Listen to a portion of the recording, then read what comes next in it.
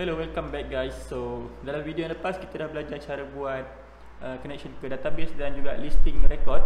Untuk video ni kita nak belajar macam mana kita nak masukkan record yang baru daripada kita punya sistem. Okey, jom. Okey. So, apa yang kita perlu lakukan adalah buat satu form, HTML form, dan daripada HTML form tu kita akan submit ke dalam kita punya database. Biar saya buka kita punya database dulu. Ingat kita punya database localhost php myadmin. Okay, kalau tak boleh buka, pastikan dah on control panel untuk XAMPP server kita. Okay, macam saya ni, saya dah on. Now saya pergi dekat Explorer, htdoc, saya punya project. Dan kat sini kalau kita tengok, kita dah ada record. Okay, record yang ni kita dah ada record, file record yang ni. Okay, tapi kita tak ada lagi insert. So sekarang kita buat satu lagi file. Kita boleh je copy record ni. Kalau kita nak senang, kita copy dan kita paste. Tapi sini kita rename dia sebagai insert record. Okay, tekan enter dan kita buka menggunakan notepad editor. So this is it. So kalau kita tengok sekarang dekat sistem kita, record dan insert record. Okay, so basically the same thing, sebab kita copy and paste je benda tu. So sekarang kita nak modify dekat insert record ni. Okay, pergi dekat dia punya text editor. Di sini kita nak ubah, kita tak nak pakai table sebab ini bukan table, ni adalah form. Okay, ini adalah form, sebuah form. Kita akan buang table ni. Kita akan kekalkan yang table. Kita akan kekal table sebab kita akan guna yang ni. Tapi kita akan ubah sikit. Kat sini kita akan tambah, kita akan ubah this one sebagai borang pelajar baru, for example. Okay, yang HTML ni kita tinggalkan sampai connection. Okay, baik. Dan sekarang kita pergi dekat W3 School. W3 School boleh search dekat HTML form. Okay, pergi W3 School HTML, dia ada elemen HTML form ni. Dan klik try it for yourself. Dia akan keluar macam ni. Inilah adalah code untuk form. Okay, so kita boleh nampak kat sini ada form, action dan input. So apa yang kita nak ambil adalah form dia je. Form kita letak dalam kita punya sini, table ni kita boleh letak kat luar form. So apabila satu HTML tag bermula, dia haruslah ditutup. So kita tutup kita punya form. Okay, dan sini kita akan tukar dia kepada pada page ini juga. Okay, insert record. Sebenarnya kita boleh buat page lain juga, tapi untuk mudahkan kita buat kat sini juga, insert record. Okay, dan kita juga perlukan submit button. So kalau kita tengok kat sini tadi, dia ada submit button. Yang ni button ni. So now kita akan ambil dia punya submit, input button submit ni, dan letak dia dalam kita punya table. Kita akan letak dekat bawah je lah. Okay, yang kita tengok table kita, form kita macam ni. So kita dah ada macam ni submit, tapi submit tu dekat atas sebab kita boleh buat table row baru, tr. Dan sini kita ambil dan kita letak center lah, td table, tr. So kita boleh buat td, kita boleh buat callspan equal to maybe 99 dan letak form ni. Okay, so sekarang submit button kita dah dekat bawah, tapi saya rasa form ni besar sangat lah. So maybe saya akan letak satu div class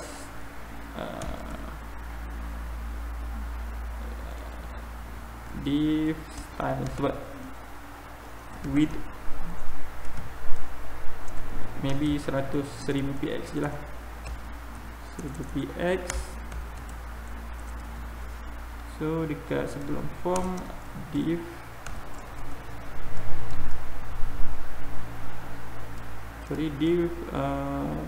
selepas form. Okay, selepas form this, kat sini saya letak center. Center basically just center everything. Okay, center, tutup tag. Okay, so sekarang cantik sikit lah, nice sikit lah. Dan kita nak ubah di mana yang ni adalah table column name. So kita nak ubah jadi, kita nak ubah sikit. Macam mana kita nak ubah? Kita akan buat satu je table row. Okay, kita duplicate row. Sini ID, name, race. So bawah tadi kita ada submit button. So kita ubah ni race, name, ID tak perlu sebab dia auto increment kan. So name, apa tadi kita ambil? Name nombor metrik. Okay, matrix number. Okay, so dia dah jadi cantik macam ni.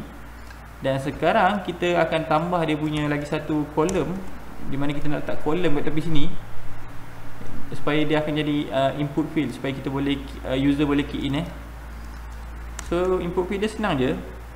Input type text, dan kita akan letak nama untuk teks kita ni, untuk input ni. So maybe kita boleh buat input name, ataupun kita nak senang kita letak name je, dan ID kalau perlu.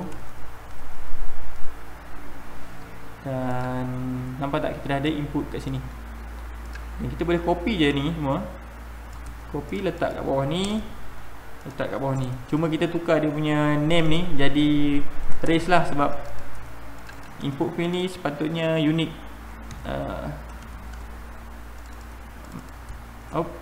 Metric. Okay, okay, sekarang kita dah ada form untuk kita punya sistem. Apa yang kita perlu buat next adalah klik submit, dan dia akan save ke dalam database DB student. Sekarang dia ada, dia akan save ke dalam DB student. So supaya kita ada record, so kita akan tambah dalam record ni. Okay, saya akan trim ni sikit supaya dia follow sikit kita punya tu dekat record ni. Okay, table. Okay, dia ambil sini kat div style sebab besar sangat. Okay, div dan center. Okay, center. Okay, so sekarang dah cantik sikit. So kita ada dua page dah sekarang, page record dan page insert new. Kalau korang tak faham dia punya tag-tag ni, jangan risau, pergi je HTML tag ni, just type je input field, form ataupun center. Okay, just play around. Okay, sekarang kita dah ada form, tapi okay, kita tengok dekat insert record ni je. Tapi sekarang kita ada form je, kita tak ada proses lagi untuk kita letak, contoh kita letak nama Ahmad, matric number 1, 2, 3, race, maybe Ahmad ni orang Kadazan lah. Adakah orang Kadazan nama Ahmad? Okay, dan kita submit, tapi tak ada lagi proses happen. Okay, database tu still belum masuk, so kita kena buat proses tu di PHP. Okay, okay, baik. So apa yang kita nak buat adalah sebelum tu saya kena bagi tahu dia ada form action nama dia. Action ni adalah ke mana dia akan pergi. Okay, kalau saya buat google.com pun boleh juga. Kalau saya buat ke proses lain pun boleh juga. Tapi dalam kes ni saya refer kepada diri sendiri. Okay, di mana insert record adalah file ni. Jadi bila saya submit, dia akan pergi start dari atas. So dia akan dapat connection ke database kita. Dan apa yang penting adalah form action method. Okay, method ada dua dalam programming. Ada post yang basic. Sebenarnya method ada banyak, sama ada post ataupun get. So apa beza dia? kalau get dia akan hantar melalui kat sini, kat atas ni. Okey, nampak tak? Bila saya back, ni asal dia, saya submit, dia akan hantar melalui sini. Tapi macam sekarang ni saya tak letak apa, so dia hantar kosong. Tapi kalau post pula, dia lebih secure, di mana dia bukan dihantar melalui header. Nampak tak? So tak nampak pun. So beza dia adalah bila kita buat get, method get, so untuk kita receive dekat PHP punya end, kita kena buat macam ni. Kita buat satu variable, maybe variable name sama juga dengan get. Okay, kita kena buat get, dan sini adalah nama yang kita set up kat sini tadi. So kita letak name, dan kita boleh echo untuk kita tengok, untuk kita lihat dapat tak variable tu.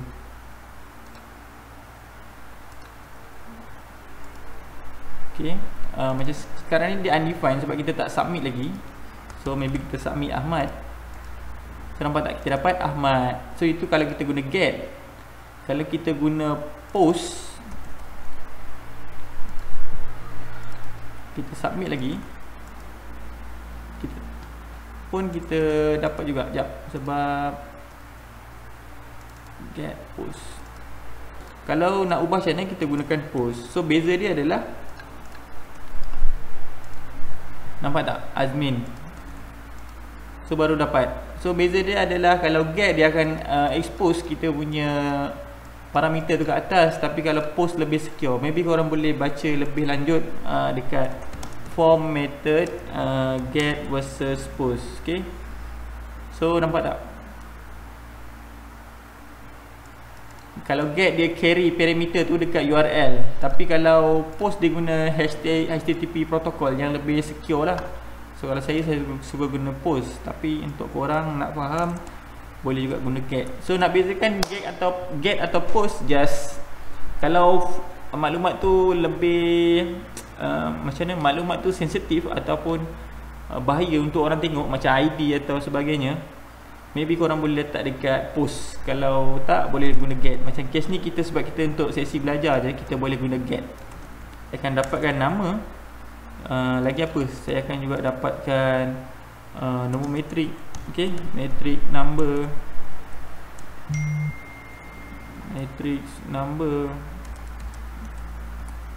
saya just copy je lah, senang.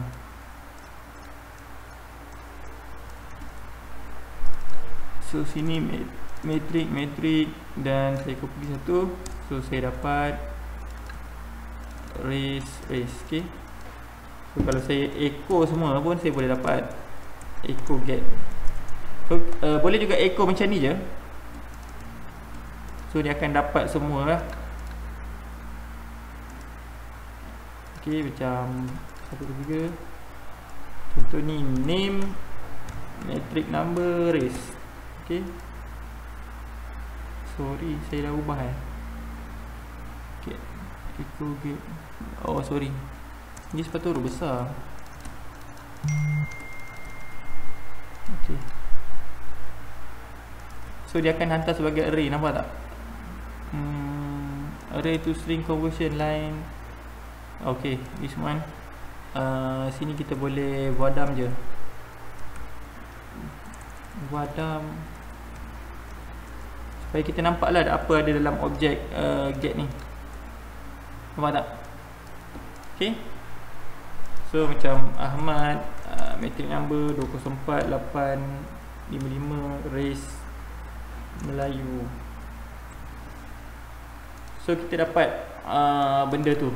So sini dia bagi tu ada tiga benda ada nama, matrix number dengan race. Okay, so now sekarang apa kita nak buat dengan data ni? Kita nak insert ke dalam kita punya database record. Dan macam mana kita nak buat tu, kita boleh pergi dekat, ingat tak saya ada cakap dalam video lepas, MySQLi insert. Okay, PHP MySQLi insert. Kat sini dah tulis insert data. So kat sini kita dah ada dekat kita punya insert record ni, kita dah ada lah sampai connection database. Sekarang kita hanya perlukan insert ni. So kita copy this one, klik sini. Okay, dan kat sini kita kena follow kita punya table lah. Macam table kita kan adalah table student. Ingat tak table kita table student? Kalau tak ingat, pergi balik sini, tengok database kita. Okay, table student. So kita ada field name, matric number, race. Student sini kita letak. So sini adalah just query di mana insert into student. Kalau korang belajar SQL, korang akan tahulah benda ni. Kalau tak tahu, just try dulu. Insert into student. So kita letak name, ini adalah input field, matrix number. Betul tak matrix number? Betul. Sini adalah race. So kita gantikan dia punya value sini.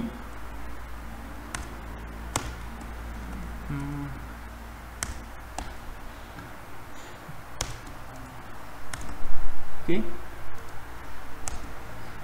So ini adalah table field dan value apa kita nak masukkan. Okay. So macam ni kita boleh try submit. Tapi sekarang kita guna static variable. Kita guna hardcode. Submit undefined variable.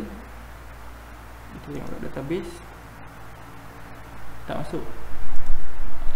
Line 52 ada error. Ok, sebab kita punya connection file kita tak set up lagi. So connection file adalah, maybe saya copy tak habis tadi. Ok, this one. Nampak tak create connection? Kita dah ada sebenarnya. New. Oh, ni adalah connection kita yang ni. So kita boleh guna yang ni, ataupun kita nak buat baru pun boleh. Just copy je yang ni. Okay. Yang ni sebab kita nak check hari tu. So basically dia save, nampak db name, password, username, host. So kita boleh tukar server name ni jadi host. Okay, yang ni kita dah tak perlukan sangat pun. Ataupun kita boleh letak ni kat sini. Okay, MySQLi ni semua kena ganti. Okay. Okay, cool. Dan kita cuba lagi sekali. Masuk tak record yang hardcode tu? Kita boleh cuba. Kita tengok masuk tak function tu. Host, username, password. Okay, salah db name ni. Nampak tak? Sini ada space. Sorry. Okay, kita refresh balik. Nampak tak? Sebab objek daripada post tu dia stay lagi dalam kita punya browser, dan bila kita refresh dia masuk terus dalam database. Dan sekarang nampak tak? Dah ada John. 2 kali dah kita masukkan. So sekarang ni daripada kita hardcode, kita nak ambil daripada yang kita buat ni. So ni kita letak komen sikit lah. Input value from form. Okay. So kita tukar kat sini lah. So kita buat supaya dia jadi macam ni. Tak colon pun.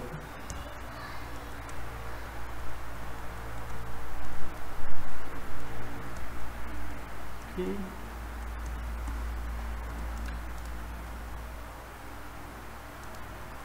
Okay, nampak tak? Okay, sekarang kita masuk lagi. Maybe Cindy Chew, matric number 209666, race Chinese. Okay, submit. Okay, dia masuk lagi. Dan see, kenapa dia masuk 2 kali sebab apa saya tak buat condition untuk check dia. Okay, sepatutnya saya buat condition jika orang tekan submit baru dia save. So macam mana kita nak control adalah kita pastikan dekat submit kita ada nama tau. Ada nama. So macam ni saya letak submit. Okay, jadi kita boleh dapat juga submit punya request tu. So kita boleh buat control macam ni. If is set, maknanya kalau ada orang submit, get dan letak name then baru kita run, baru kita control. Kat sini kita control. Okay, so baru kod ni berjalan. So kita cut this code untuk insert ni dan masukkan. Okay, so baik. Dan jadi bila kita refresh lagi, dia tak akan masuk. Sekarang start kat 24. Sorry, kod saya ni tak jalan ke? Sekejap. Kalau kita tengok, kita punya rekod ni dia duplicate. Sebab apa dia duplicate? Sebabnya adalah bila kita hantar, contoh satu ni Race Melayu, dan dia akan store di sini. Maknanya condition ni akan static, dan tiap kali page ni reload, dia akan tambah lagi satu rekod. Okay, dia akan jadi berduplicate. Walaupun saya tak tekan submit, saya record, saya refresh je page tu dan dia akan tambah. Nampak tak? Saya tak, sebab dia simpan dia punya apa? Dia punya maklumat ni dekat atas URL ni. So cara dia adalah kita, hal ni terjadi sebab kita buat proses PHP ni dalam file yang sama. Kalau lebih baik kita buat proses PHP ni dekat file yang lain. Okay? Tapi tak apa, ada cara dia. So cara dia untuk mengatasi, saya rasa benda ni normal. So apa yang perlu anda lakukan adalah, sama ada lepas dia dah submit sukses, kita akan redirect dia ke tempat lain ataupun kita block dia. Okay? So bagaimana cara dia adalah, bila je dia dah, tadi kita dah letak insert, dan yang kedua adalah kita akan letak redirection. Okay? Contohnya adalah kita boleh letak guna file header location. Ni adalah redirection. So kat sini kita boleh letak, mungkin kita boleh redirect kepada record.php. Okay. Okay, so bila je dia dah save, nampak tak? Dia akan masuk kat sini. Ataupun kita boleh juga guna save punya code. Kita akan guna save punya code server. Okay, this is server punya objek. Saya boleh letak admin 208.433 Race Melayu dan klik submit. So lepas dia submit, dia refresh balik tanpa dia simpan maklumat tu. So saya ada satu rekod je. Okay, baik. So I think that's all for insert. So kita dah ada sistem yang boleh listing. Kalau kita tengok dekat kita punya database pun dah ada banyak dah. Maybe saya akan clear sikit maklumat ni, sebab duplicate dia terlampau banyak. Sampai sini saya akan delete. Okay, baik. So kita punya record sekarang, ada lagi sampai sini ya. Saya akan delete juga. Yes. Okay, saya refresh. ASD ni pun saya akan buang.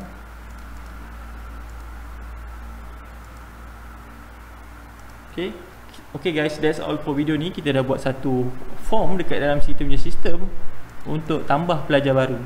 Okay, bye, see you on next video.